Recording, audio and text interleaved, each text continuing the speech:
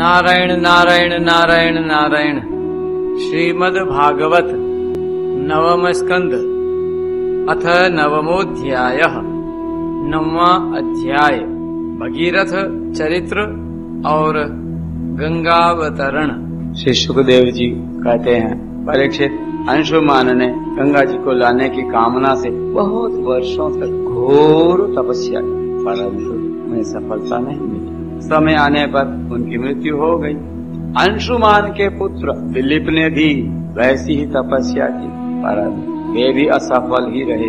समय पर उनकी भी मृत्यु हो गई। दिलीप के पुत्र थे भगीरथ। उन्होंने बहुत बड़ी तपस्या की। उनकी तपस्या से प्रसन्न होकर भगवती गंगा ने उन्हें दर्शन दिया। बोले भगवती भागीरथी गंगा मैया की। और कहा कि मैं तुम्हें वर देने के लिए आई हूँ। उनके ऐसा कहने पर राजा भगीरथ ने बड़ी नम्रता से अपना अभिप्राय प्रकट किया कि आप मध्य लोक में चलिए माँ। गंगा जी ने कहा, जिस समय मैं स्वर्ग से पृथ्वी तल पर गिरूं, उस समय मेरे वेग को कोई धारण करने वाला होना चाहिए। भगीरथ, ऐसा न होने पर मैं पृथ्वी को फोड़कर रसातल में चली जाऊंगी। इसके अतिरिक्त इस कारण से भी मैं पृथ्वी पर नहीं जाऊंगी कि ये लोग मुझ में अपने पाप धोएंगे, फिर मैं उस पाप को कहाँ धोऊंगी। भगीरथ, इस विषय में तुम स्वयं विचार कर लो। भगीरथ ने कहा, माता, जिन्होंने लोक परलोक, धन संपत्ति और स्त्री पुत्र की कामना का संन्यास कर दिया है, जो संसार से उपरत होकर अपने आप में शांत हैं, जो ब्रह्मनिष्ठ हैं और लोगों को पवित्र करने वाले परोपकारी सज्जन हैं, वे अपने अंग स्पर्श से तुम्हारे पापों को नष्ट कर देंगे, क्योंकि उनके हृदय में अघरूप अघासुर को मारने वाले भगवान श्री कृष्ण सर्वदा निवास करते हैं। भक्तवत्सल भगवान की जय। समस्त प्राणियों के आत्मा रुद्रदेव तुम्हारा वेग धारण कर लेंगे, क्योंकि जैसे साड़ी सूतों में ओतप्रोत है, वैसे सारा विश्व भगवान रुद्र में ही ओतप्रोत है। परीक्षित, गंगा जी से इस प्रकार कहकर राजा परीक्षित ने तपस्या के द्वारा भगवान शंकर को प्रसन्न किया। थोड़े ही दिनों में महादेव जी उन पर प्रसन्न हो गए। आशुतोष शंकर भगवान की।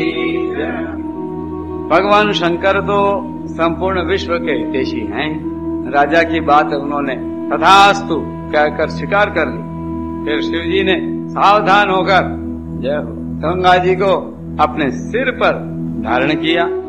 क्यों न हो, भगवान के चरणों का संपर्क होने के कारण गंगा जी का जल परम पवित्र जो है। इसके बाद राजर्षि भगीरथ त्रिभुवन पावनी गंगा जी को वहाँ ले गए, जहाँ उनके पितरों के शरीर राख के ढेर बने पड़े थे।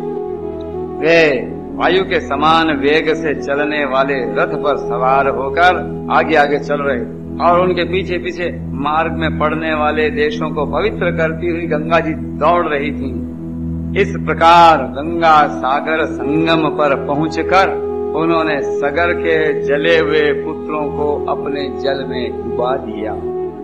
यद्यपि सगर के पुत्र ब्राह्मण के तिरस्कार के कारण भस्म हो गए थे, इसलिए उनके उद्धार का कोई उपाय न था। फिर भी केवल शरीर की राख के साथ गंगा जल का स्पर्श हो जाने से ही वे स्वर्ग में चले गए। परीक्षित, जब गंगा जल से शरीर की राख का स्पर्श हो जाने से सगर के पुत्रों को स्वर्ग की प्राप्ति हो गई, तब जो लोग श्रद्धा के साथ नियम लेकर श्री गंगा जी का सेवन करते हैं, उनके संबंध में तो कहना ही क्या है। बोलो गंगे मैया की जय। हमारे श्रद्धेय स्वामी जी श्री राम सुखदास जी महाराज से गीता भवन में लोग मिलने आते तो प्रायः वे कहते कि यहाँ से गंगा जल साथ ले जाओ और घर में सभी को रोज सुबह शाम गंगा जल दो। कलयुग में पापों को नाश करने वाली है ये गंगा जी। गंगा जल और भगवान का नाम, यह है पहुंचाने वाला भगवान के धाम। बोलो गंगा मैया की जय। मैंने गंगा जी की महिमा के संबंध में जो कुछ कहा है उसमें आश्चर्य की कोई बात नहीं है, क्योंकि गंगा जी भगवान के उन चरण कमलों से निकली हैं। भगवत द्रव, ब्रह्म द्रव, विष्णु पादोदकी, जिनका श्रद्धा के साथ चिंतन करके बड़े बड़े मुनि निर्मल हो जाते हैं और तीनों गुणों के कठिन बंधन को काटकर तुरंत भगवत स्वरूप बन जाते हैं। फिर गंगा जी संसार का बंधन काट दें, इसमें कौन बड़ी बात है। भगीरथ का पुत्र था श्रुत, श्रुत का नाभ, जय नाभ। यह नाभ पूर्वोक्त नाम से भिन्न है। नाभ का पुत्र था सिंधु द्वीप और सिंधु द्वीप का अयुतायु, अयुतायु के पुत्र का नाम था ऋतुपर्ण। वह नल का मित्र था। उसने नल को पासा फेंकने की विद्या का रहस्य बतलाया था और बदले में नल से अश्व विद्या सीखी थी। ऋतुपर्ण का पुत्र सर्वकाम हुआ। परीक्षित सर्वकाम के पुत्र का नाम था सुदास, सुदास के पुत्र का नाम था सौदास और सौदास की पत्नी का नाम था मदयंती। सौदास को ही कोई कोई मित्र सह कहते हैं और कहीं कहीं उसे कलमश पाद भी कहा गया है। वह वशिष्ठ के शाप से राक्षस हो गया था और फिर अपने कर्मों के कारण संतानहीन हुआ। राजा परीक्षित ने पूछा, भगवान हम ये जानना चाहते हैं कि महात्मा सौदास को गुरु वशिष्ठ जी ने शाप क्यों दिया। यदि कोई गोपनीय बात न हो तो कृपया बतलाइए। श्री सुखदेव जी ने कहा, परीक्षित, एक बार राजा सौदास शिकार खेलने के लिए गए हुए थे। वहाँ उन्होंने किसी राक्षस को मार डाला और उसके भाई को छोड़ दिया। उसने राजा के इस काम को अन्याय समझा और उनसे भाई की मृत्यु का बदला लेने के लिए वह रसोइये का रूप धारण करके उनके घर गया। जब एक दिन भोजन करने के लिए गुरु वशिष्ठ जी राजा के यहाँ आए, तब उसने मनुष्य का मांस रांध कर उन्हें परस दिया। जब सर्वसमर्थ वशिष्ठ जी ने देखा कि परोसी जाने वाली वस्तु तो नितांत अभक्ष्य है, तब उन्होंने क्रोधित होकर राजा को शाप दिया कि जा, इस काम से तू राक्षस हो जाएगा। जब उन्हें यह बात मालूम हुई कि यह काम तो राक्षस का है, राजा का नहीं, तब उन्होंने उस शाप को केवल 12 वर्ष के लिए कर दिया। उस समय राजा सौदास भी अपनी अंजलि में जल लेकर गुरु वशिष्ठ को शाप देने के लिए उद्यत हुए, परंतु उनकी पत्नी मदयंती ने ऐसा करने से उनको रोक दिया। इस पर सौदास ने विचार किया कि दिशाएं, आकाश और पृथ्वी सबके सब तो जीवमय ही हैं, तब यह तीक्ष्ण जल कहाँ छोड़ूं। अंत में उन्होंने उस जल को अपने ही पैरों पर डाल लिया। इसी से उनका नाम मित्र सह हुआ और उस जल से उनके पैर काले पड़ गए थे, इसलिए उनका नाम कलमाश पाद भी हुआ। अब वे राक्षस हो चुके थे। एक दिन राक्षस बने हुए राजा कलमाश पाद ने एक वनवासी ब्राह्मण दंपति को सहवास के समय देख लिया। कलमाश पाद को भूख तो लगी ही थी, उसने ब्राह्मण को पकड़ लिया।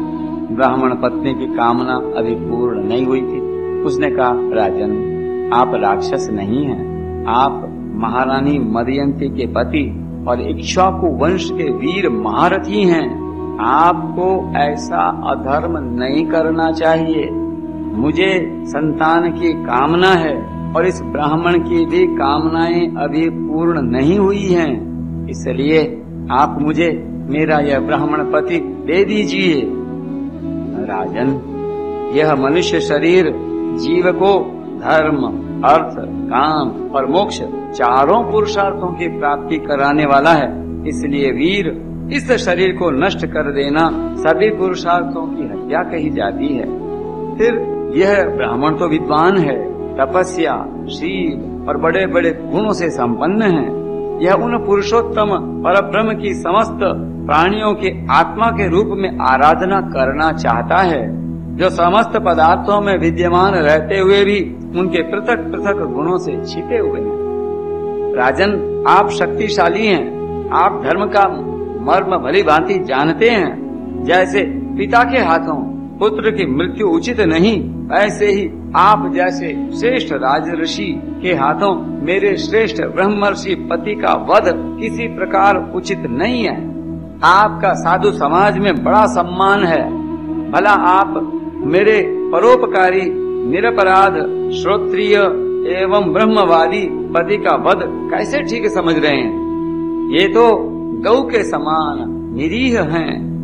फिर भी यदि आप इन्हें खा ही डालना चाहते हैं तो पहले मुझे खा डालिए, क्योंकि मैं अपने पति के बिना मुर्दे के समान हो जाऊंगी और एक क्षण भी जीवित न रह सकूंगी।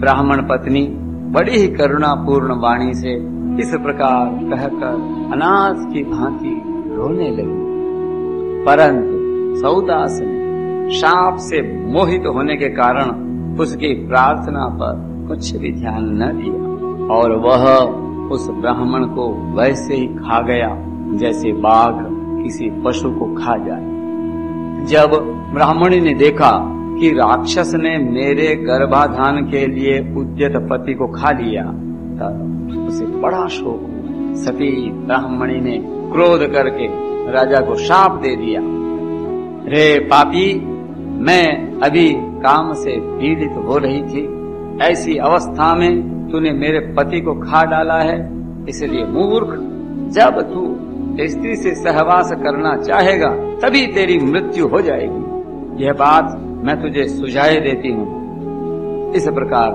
मित्र सह को शाप देकर ब्राह्मणी अपने पति की अस्थियों को धधकती हुई चिता में डालकर स्वयं भी सती हो गई और उसने वही गति प्राप्त की जो उसके पतिदेव को मिली थी। क्यों न हो, वह अपने पति को छोड़कर और किसी लोक में जाना भी तो नहीं चाहती थी। सती शिरोमणि माता की जय। 12 वर्ष बीतने पर राजा सौदास शाप से मुक्त हो गए। जब वे सहवास के लिए अपनी पत्नी के पास गए तब उसने इन्हें रोक दिया, क्योंकि उसे उस ब्राह्मणी के शाप का पता था। इसके बाद उन्होंने स्त्री सुख का बिल्कुल परित्याग ही कर दिया। इस प्रकार अपने कर्म के फलस्वरूप वे संतानहीन हो गए। तब वशिष्ठ जी ने उनके कहने से मदयंती को गर्भाधान कराया। मदयंती 7 वर्ष तक गर्भ धारण किए रही, परंतु बच्चा पैदा नहीं हुआ। तब वशिष्ठ जी ने पत्थर से उसके पेट पर आघात किया। इससे जो बालक हुआ वह अश्म पत्थर की चोट से पैदा होने के कारण अश्मक कहलाया। अश्मक से मूलक का जन्म हुआ। जब परशुराम जी पृथ्वी को क्षत्रिय हीन कर रहे थे तब स्त्रियों ने उसे छिपा कर रख लिया था। इसी से उसका एक नाम नारी कवच भी हुआ। उसे मूलक इसलिए कहते हैं कि वह पृथ्वी के क्षत्रिय हीन हो जाने पर उस वंश का मूल प्रवर्तक बना। मूलक के पुत्र हुए दशरथ, दशरथ के एडवीड और एडवीड के राजा विश्वसह। विश्वसह के पुत्र ही चक्रवर्ती सम्राट खटवांग हुए। युद्ध में उन्हें कोई जीत नहीं सकता था। उन्होंने देवताओं की प्रार्थना से दैत्यों का वध किया था। जब उन्हें देवताओं से यह मालूम हुआ कि अब मेरी आयु केवल 2 ही घड़ी बाकी है, तब वे अपनी राजधानी लौट आए और अपने मन को उन्होंने भगवान में लगा दिया। ये मन ही मन सोचने लगे कि मेरे कुल के इष्ट देवता हैं ब्राह्मण, उनसे बढ़कर मेरा प्रेम अपने प्राणों पर भी नहीं है। पत्नी, पुत्र, लक्ष्मी, राज्य और पृथ्वी भी मुझे उतने प्यारे नहीं लगते। मेरा मन बचपन में भी कभी अधर्म की ओर नहीं गया। मैंने पवित्र कीर्ति भगवान के अतिरिक्त और कोई भी वस्तु कहीं नहीं देखी। तीनों लोक के स्वामी देवताओं ने मुझे मुंह मांगा वर देने को कहा, परंतु मैंने उन भोगों की लालसा बिल्कुल नहीं की, क्योंकि समस्त प्राणियों के जीवन दाता श्री हरि की भावना में ही मैं मग्न रहता था। जिन देवताओं की इंद्रियां और मन विषयों में भटक रहे हैं, वे सत्व गुण प्रधान होने पर भी अपने हृदय में विराजमान सदा सर्वदा प्रियतम के रूप में रहने वाले अपने आत्म स्वरूप भगवान को नहीं जानते। फिर भला जो रजोगुणी और तमोगुणी हैं, वे तो जान ही कैसे सकते हैं। इसलिए अब इन विषयों में मैं नहीं रमता। ये तो माया के खेल हैं। आकाश में झूठ मूठ प्रतीत होने वाले ये गंधर्व नगरों से बढ़कर इनकी सत्ता नहीं है। ये तो अज्ञानवश चित्त पर चढ़ गए थे। संसार के सच्चे रचयिता भगवान की भावना में लीन होकर मैं विषयों को छोड़ रहा हूँ और केवल उन्हीं की शरण ले रहा हूँ। हरि शरण। परीक्षित, भगवान ने राजा खटवांग की बुद्धि को पहले से ही अपनी ओर आकर्षित कर रखा था। इसी से वे अंत समय में ऐसा निश्चय कर सके। अब उन्होंने शरीर आदि अनात्म पदार्थों में जो अज्ञान मूलक आत्म भाव था, उसका परित्याग कर दिया और अपने वास्तविक आत्म स्वरूप में स्थित हो गए। वह स्वरूप साक्षात परब्रह्म है। वह सूक्ष्म से भी सूक्ष्म शून्य के समान ही है, परंतु वह शून्य नहीं, परम सत्य है। भक्तजन उसी वस्तु को भगवान वासुदेव इस नाम से वर्णन करते हैं। ओम नमो भगवते वासुदेवाय। नारायण नारायण नारायण।